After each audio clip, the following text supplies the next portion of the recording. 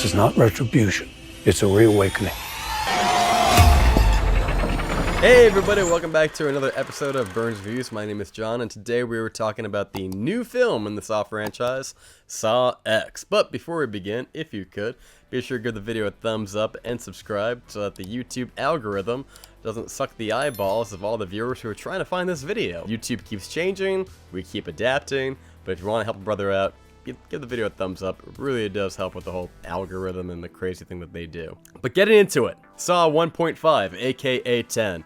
John Kramer is trying to find an experimental treatment that can help him with his cancer. Obviously, if you know the franchise, this is kind of a moot point. And when he goes to Mexico to find his Dallas Buyers Club medication, things are not what they seem. And while he is there, he encounters some characters that are, well, as per usual, pretty damn guilty of some bad shit. So, of course, the traps come out, Amanda Young comes for the assist, and it is business as usual. But the caveat to that is that I think this movie is elevated on a lot of different levels, because instead of just being your typical run-of-the-mill soap opera meets, you know, graphic violence, this movie does something a little bit different. I think Tobin Bell, who strikes me as like a Christopher Lee theater type actor who's been in the game.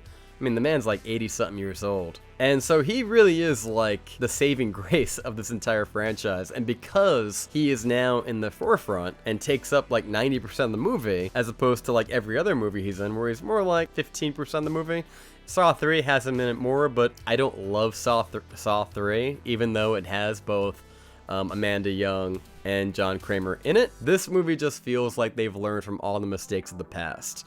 And they put the first hour goes into the exposition of trying to explain why John Kramer is doing what he's doing, and they don't do it in such a superficial way. There's more depth to it. We walk through the motions with this guy. Nothing is like these bright flashbacks. One of the biggest gripes I have with this franchise is that they're constantly using flashbacks to retcon things you knew earlier in the movie, and they would do these really obnoxious things where they would take earlier scenes from the movie and then retcon it where like that actor was actually in the room too the whole time, you just didn't see him standing there. But regardless, the best saving grace of this movie is that the first hour there's probably like one trap, there's one trap to tide you over, but the first hour of this movie says forget the flashbacks, we're gonna give you everything up front, a new story, a new time in the timeline, something you haven't seen before, chapters that were never discovered, John Kramer, Amanda Young, what they were doing in Mexico, the characters they come in contact with, a cameo that everyone is looking forward to. All these type of things kind of come together. But like I said, it's the characters of Amanda Young and Jigsaw, John Kramer, played by these actors who are really giving it everything. Tobin Bell blows it out of the park. Shawnee Smith, she's better. But you know, Amanda Young has always been a wild card in the franchise. She could never really get a grip of her emotion. So of course, just like then, just like in part 3, again, there are times where she just does things where you're like, no! And John Kramer has to get the fishing line and be like, get back in here. Like, I know it sounds messed up, but like, I almost wish that John Kramer, he's sadistic as it is, like, just put like a little buzzer on Amanda. Whenever she gets out of line, just zap her. I mean, I know that sounds messed up, but like, it's Saw. So with that said, going into the traps, because that's why you're here, the traps are pretty damn good. I'd say there's like 5 or 6 traps. They were all pretty solid. I will say they are a little bit more basic, I guess. Like more, but not in the way that young people say it. Basic in that it actually is basic. I think in the later sequels, you know, by the time you get the giant, you know, swinging blade above the guy, it's like, oh my god, this is like kind of like CGI, just hard to look at. That is not the case. I think a lot of this movie is in fact practical. I didn't get any sense of CGI use. I'm sure if there was, it was practical with a little bit of CGI to accentuate it, but never take away. You understand the motivations about why everything's going on, and the characters are really hateable. The ones that are in the traps. If you liked Saw 6, where all these corporate assholes who work in the medical field were screwing over all the people that just denying them coverage. I think it was like 2/3 of them denied coverage, and then you watch them get their comeuppance in that carousel. you're gonna enjoy this one. Because just like those characters, these characters are horrendous. Now, a lot of these movies, you watch these movies and you're like, you know, I'm always watching these movies thinking, okay, this person's a piece of shit. However, we have a legal system.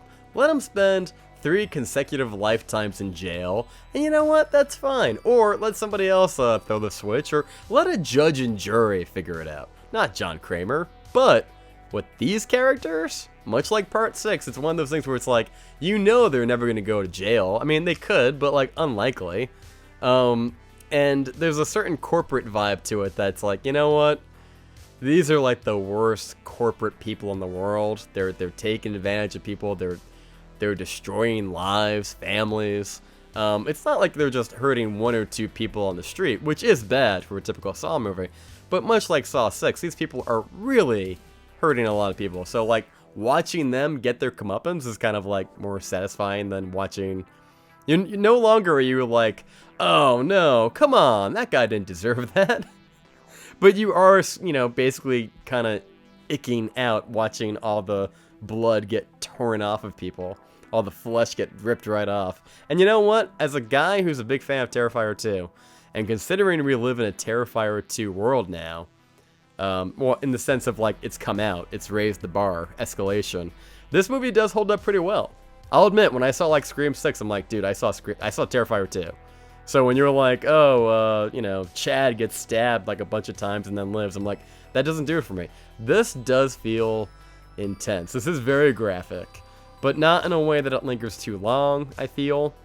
By and all, guys, if I leave you with one message, it's about the characters. We get so much more with John Kramer and Amanda Young that I really want more. I want those 2 characters to come back again. Even though it may not make sense, I want to see those characters carry on. I like the way they left this one off, where there's room for more, but it doesn't feel like a Marvel movie where you have to do it and you have to do your homework to watch all these movies. It kind of feels like a nicely told story. The first hour is set up with a little bit of traps. The second half is a full bloodfest, and that's all I really wanted. I don't know why. I think it has like an 8 point something on IMDb. And I'm thinking, yeah, an 8.0. And I'm like, they're never that high. And they're never that good. And I've only seen it once. But as of right now, I think it's like Saw 1, Saw 2, Saw X. And then everything below that's kind of like, you know, whatever. I'll do a ranking when I have time to actually like really mull it over. I need to kind of do some, you know, I just saw it today in New York City. It's been a lot of driving today. But I thoroughly enjoyed this movie.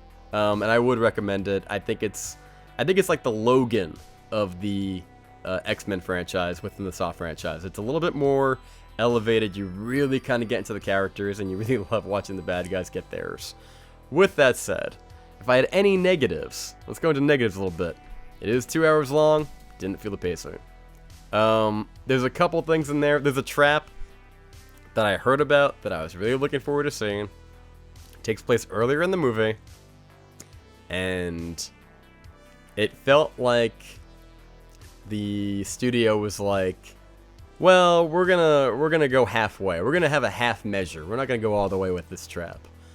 And I'm like, what a letdown. I would have loved if they took that trap, threw it in the end of the movie, the third act where all the other traps were, because this trap was kind of great. Why did you do that? Again, that's a nitpick.